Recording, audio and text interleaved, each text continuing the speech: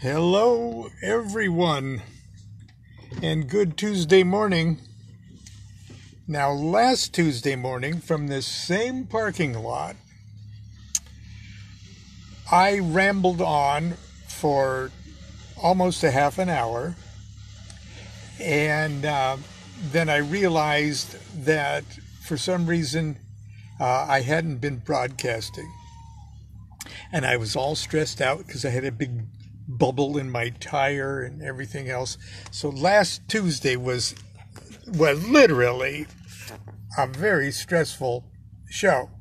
But here I am again in the parking lot of Sprouts. Okay, I moved to a little bit different parking place in case there's some kind of signal problem that we had last week. But I see a couple of people responding here that I guess you're seeing this one. Someone is waving. Sylvia, hello there. Okay, hi Bree. I'm going to set my camera up here, and I'm going to try not to touch any buttons or anything like that. There's my steering wheel. There's my, okay, there we go. All right, yesterday,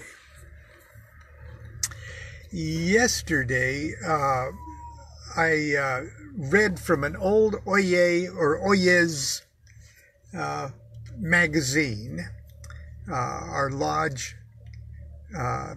journal, an article that was written by David P. Wilson, a.k.a. S. Jason Black. Years later, he became S. Jason Black. So it was probably written in 1982. But anyway, while we're on the Enochian theme of our early Enochian operations, I thought, and I dug up this old copy of Fate magazine. Now, when I was a little kid, I had this hip disease, so I couldn't walk. I wasn't allowed to walk. I could walk, but they wouldn't let me, and so I had to be carried everywhere for a couple of years. And we went to my aunt's house in Long Beach. My Aunt Vina, my father's sister. And she was quite a character. And she had a beauty salon. And it smelled like home permanent smell. I don't know if any of you are old enough to remember home permanence. But her beauty shop smelled like that. I remember that.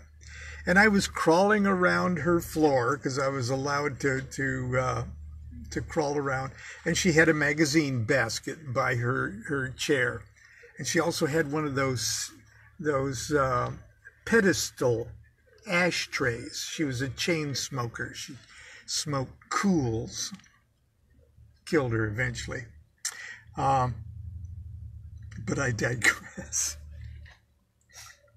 In her little basket of magazines, she had these little tiny magazines like this. I think they were maybe a little bigger and a little thinner in those days, of Fate magazine, and it had flying saucers and stuff on the front of it. And I thought, oh, how cool is this spooky looking little magazine? Well, of course, many years pass. I can walk, such as it is. And my very, very good friend, Donald Michael Craig, became the editor of Fate magazine. And for a few years, on and off, I would write an article for him to publish in Fate magazine, which was then under the imprint of Llewellyn. And Llewellyn, of course, is one of my publishers too. And so, with that introduction, I hope I'm still on. There's Josh waving at me, so I guess I'm at least on for Josh. Here is my article, and you got to remember, Fate magazine is for a real broad, sort of quasi interested in esoteric subjects, but it's more along the lines of it's a broad public audience for Fate magazine, and not really the scholarly esotericists. And so I'm writing this for the public.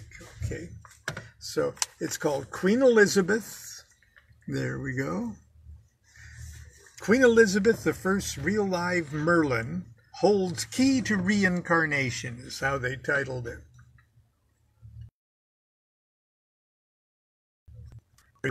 Uh-oh, are we still on? I think so. Yeah, Marianne, okay. Most of us are familiar with the story of King Arthur and Merlin the Magician. My favorite retelling of the tale is John Boorman's classic 1981 film Excalibur. A lot of Wagner in it too. Love that movie. In which the inimitable Nicole Williamson chews the scenery as Merlin. No one knows for sure if the story of King Arthur and Merlin is fact or fable. Well, we pretty much know it's fable. But it's a historic fact that Queen Elizabeth I had a real live magician in her court. His name was Dr. John Dee, and his exploits in service to the Virgin Queen are no less astounding than the legendary exploits of Merlin. More so because we have detailed records of his magical deeds. Under the heading, Scholar, Spy, and Magician.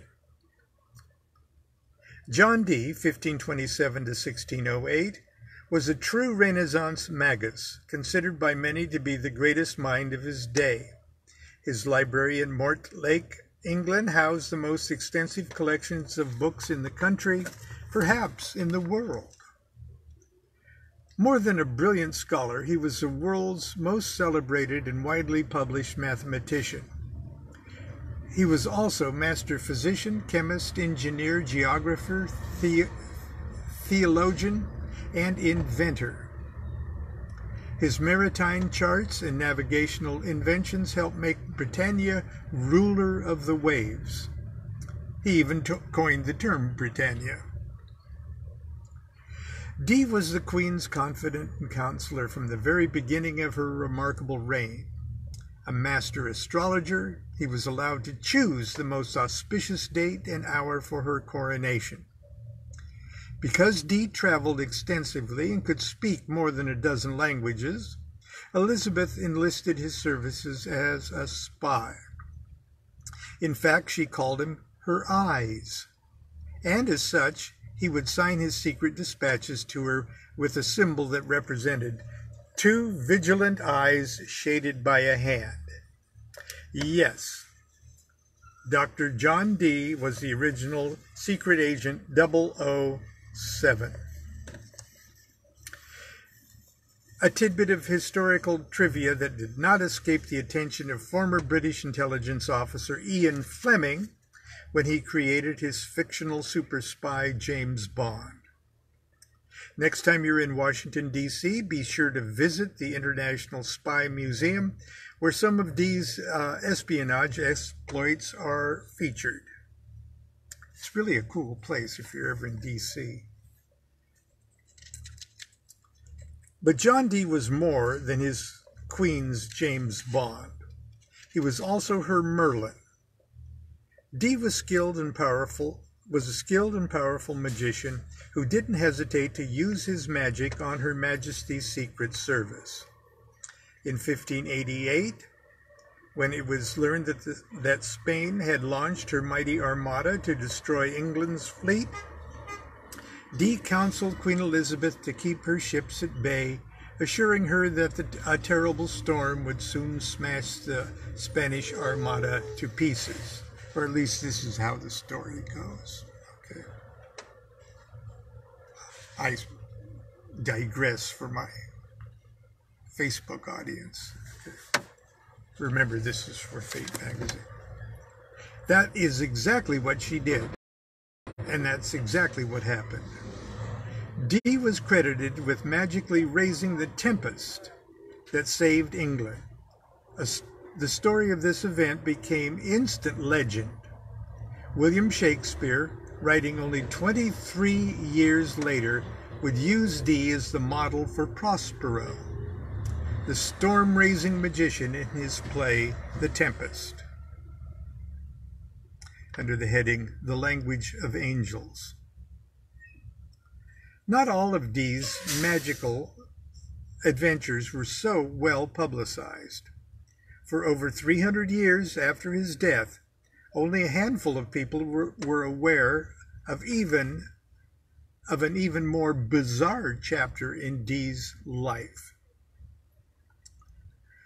While attempting to use remote viewing to spy upon enemies of the Queen, Dee made contact with spiritual intelligences who identified themselves as the same angels that communicated with the biblical patriarch Enoch before the Great Flood. Over a period of 4 years of almost daily encounters, these entities taught Dee and his assistant, Edward Kelly, 1555 to 1597,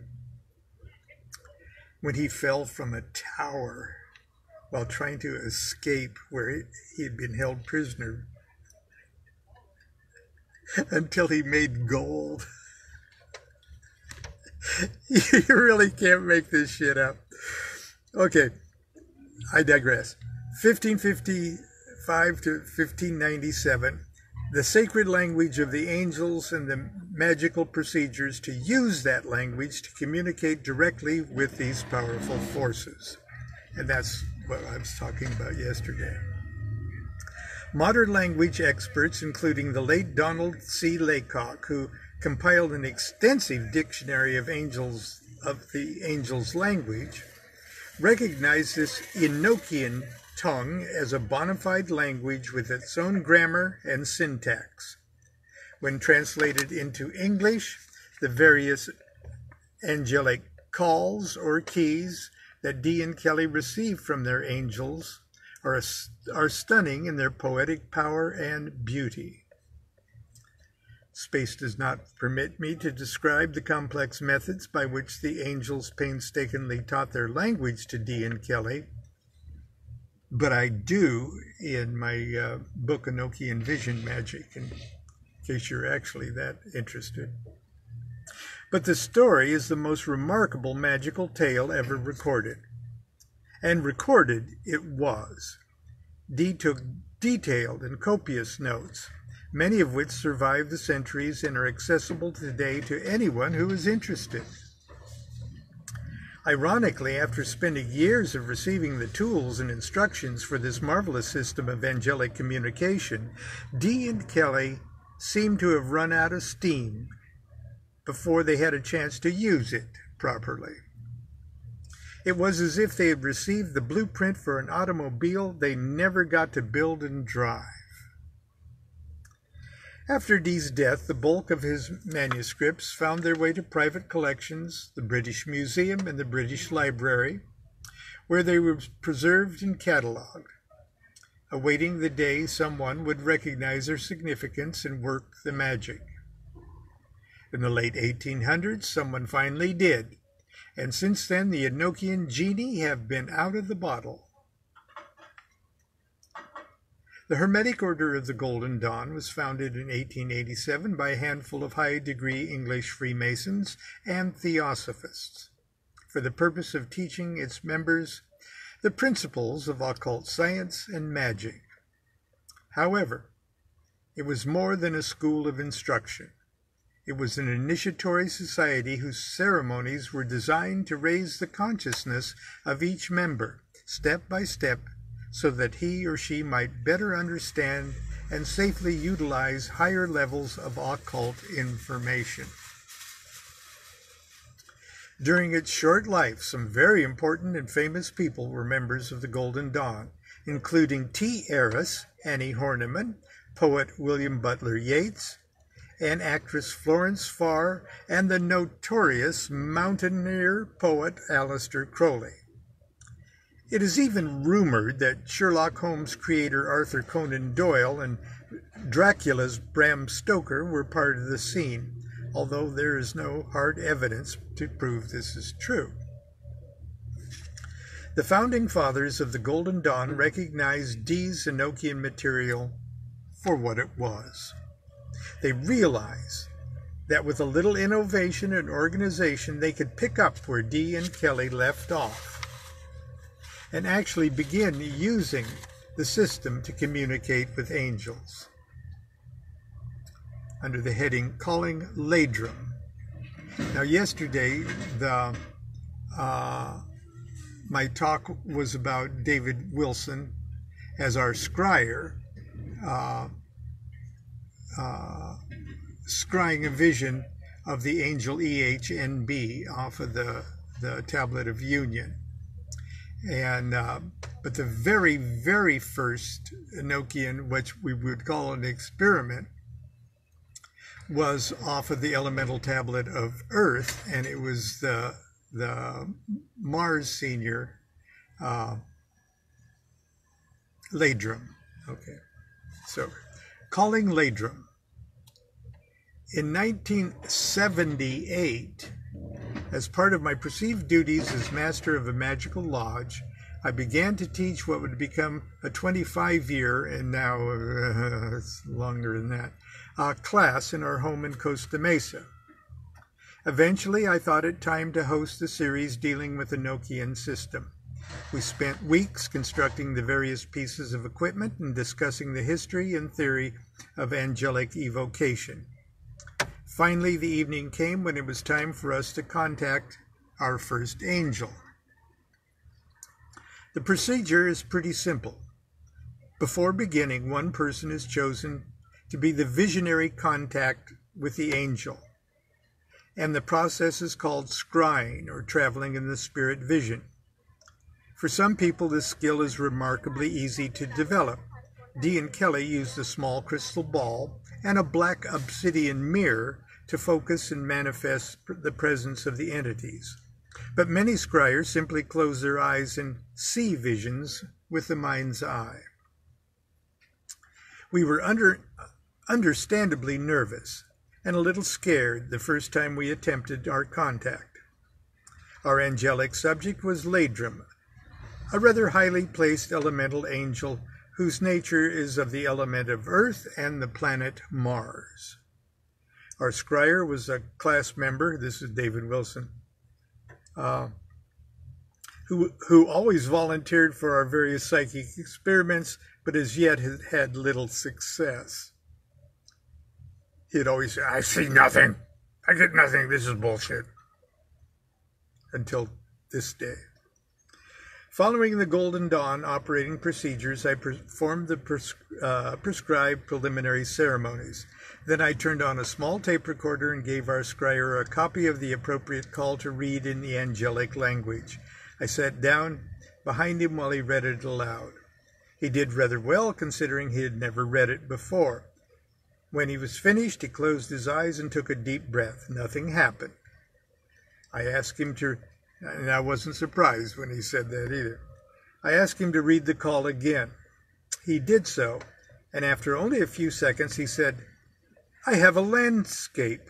I see a landscape." I was quite relieved and asked, "What does it look like?" He went on to describe in vivid detail a bizarre desert landscape of flat white crystalline powder stretching to the horizon. He said it looked like a desert of cocaine. I didn't put that in the Fate magazine article. I'm sharing that with you. Although David wasn't a cocaine user. Huge gray columns of volcanic rock towered above the plain. Between the columns, the ground was pockmarked with countless gaping pits. I was extremely pleased at this description. Ladrum was, after all, a spirit or angel of the earth. I see him, is the heading. Oh boy, am I crapping out on us here? Am I still on? But here is where the vision seemed to stall. I asked our scryer to read the call a third time. This time he described some movement. From out of a pit in the center of the scene arose a black cone. He said it sparkled from the inside, and upon its surface thousands of little sparks jumped from one star to another. Is this Ladrum? I asked. It's him. It's him. I see him, David said. He described a humanoid figure draped in the same material from which the cone was constructed. The angel had an egg-shaped head but no face. His hands were like mittens. There were no fingers. Like visionary voyeurs, every person in the room saw in his or her mind's eye what our scryer was describing. Then it occurred to me, now that we've got this guy, what are we supposed to do with him? Nobody expected what happened next. Our seer said, Lon, I feel like I could make strange sounds. I tried to sound calm. Let yourself, I told him, go with it. Then he broke into a string of words that were completely unintelligible, pausing once or twice to giggle and say things like, I feel silly doing this. This is BS. In a few moments, the babbling stopped, and he acted a bit embarrassed. I'm sorry, nothing like this has ever happened before. I just felt like doing it, he said, sincerely apologetic. I didn't know what to do next. I guess I hadn't expected that this stuff would really work. As I had no specific questions prepared, I thanked Ladrum for coming, told him that we hoped he would return next time we called. I banished and closed the ceremony per Golden Dawn procedure. For a moment the class sat silent. Then everyone started talking at once. One of the class members had a copy of Laycock's Enochian dictionary and suggested that we try to use it to see if all that strange babbling actually meant something. I rewound the tape and played it back from the beginning. We painstakingly played with the phonetics of each word, attempting to match them with words in the dictionary.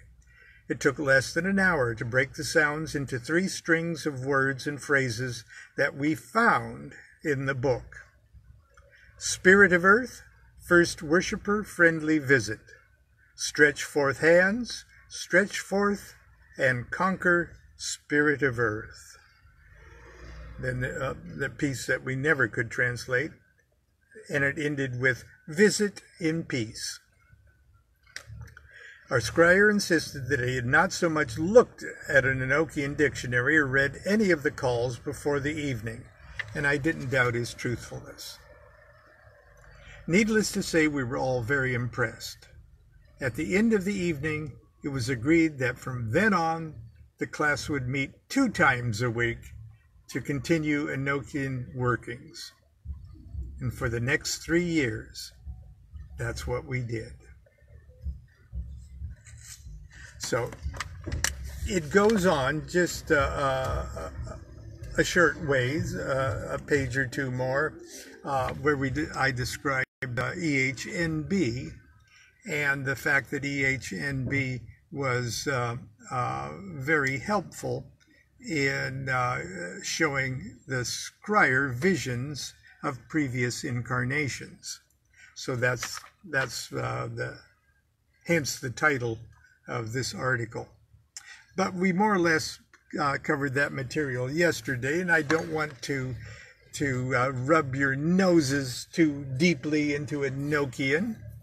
And as I'm not completely sure that this broadcast has even occurred at all, I'm going to stop there today, and hopefully tomorrow we will start something newer and fresher. But until tomorrow, continue to be good to yourself and be good to each other. Do what thou wilt shall be the whole of the law. Love is the law, love under will.